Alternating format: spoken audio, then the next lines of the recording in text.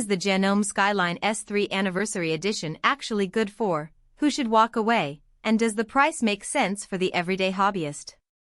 If you've ever felt torn between a basic domestic machine and a full-blown quilting powerhouse, this is the kind of decision that keeps you up at night. Link is in the description if you want to check the product details on Amazon. Let's break down the real-world experience so you can decide whether this machine belongs in your sewing room or ends up collecting dust. First off, the Skyline line markets itself as a versatile machine, and that word matters more than any spec sheet.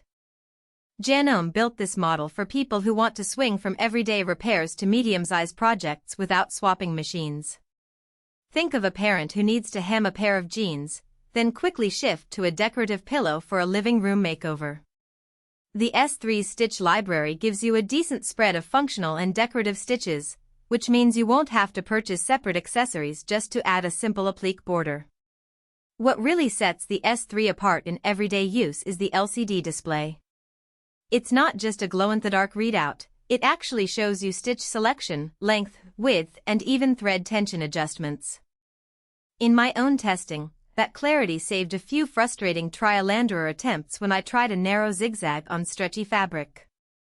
Instead of guessing, I could dial in the exact settings and see them reflected instantly. For anyone who's been frustrated by dial-only machines that hide crucial information, that visual feedback is a genuine time-saver. The machine also comes with a fairly generous set of included accessories: presser feet for buttonholes, a quilting foot, and a zipper foot, among others. If you're a beginner who doesn't want to spend extra on specialty feet, those extras give you a head start.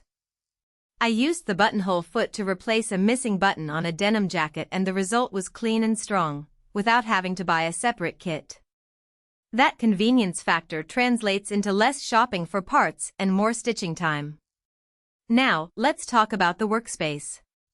The S3's tabletop is roomy enough to handle medium-sized quilts or larger garment panels without the fabric constantly slipping off the edge. When I laid out a 45-inch quilt top, the machine held it steady, and the built-in thread guide kept the bobbin tension consistent. For someone who does occasional quilting or large-scale sewing projects, that larger surface can make the difference between a smooth workflow and a constant battle with fabric edges. On the downside, the Advanced Features label comes with a hidden trade-off. The machine's internal mechanisms are designed for versatility, not heavy-duty industrial use. If you regularly sew through multiple layers of leather or thick denim, you might feel the motor strain after a while. In practice, I could stitch through 2 layers of denim comfortably, but the third layer caused a slight slowdown and occasional missed stitches. That's not a defect, it's a design decision to keep the machine lightweight and affordable. So if you're a professional tailor who spends most of the day on heavyweight fabrics, you may want to look at a more industrial model. Another practical weakness shows up in the stitch customization process. While the LCD lets you fine-tune stitch length and width, the menu navigation can feel a bit clunky when you're trying to switch between decorative stitches quickly. For a quick buttonhole, you'll be fine, but if you're trying to create a series of different decorative stitches on a single project, you'll spend a few extra seconds scrolling through menus. It's a minor annoyance, but for people who value speed over precision, it could be a factor. Who should buy this machine? The sweet spot is the committed hobbyist who enjoys a mix of garment construction, home decor projects, and occasional quilting.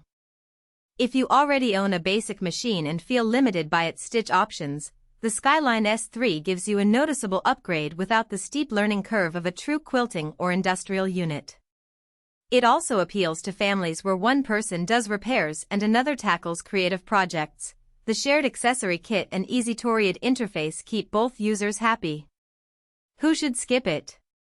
If you're a professional seamstress whose daily workload demands non-stop heavyweight stitching, the S3's motor might not keep pace, and the limited number of industrial-grade presser feet could become a bottleneck. Likewise, if you're a pure quilter looking for a massive throat space, a dedicated quilting machine with a larger work area and specialized quilting stitches would be a better match. Finally, anyone on a razor-thin budget might find the price a bit high for the features they actually need. Basic repair work doesn't require an LCD display or a full set of specialty feet. Value for money comes from the combination of versatility and convenience. The machine's price reflects the inclusion of the LCD, a solid array of presser feet, and the reputation of the Janome brand. You're not paying for a professional-grade motor, but you are paying for a machine that can handle a broad spectrum of projects without needing additional upgrades. For the average maker,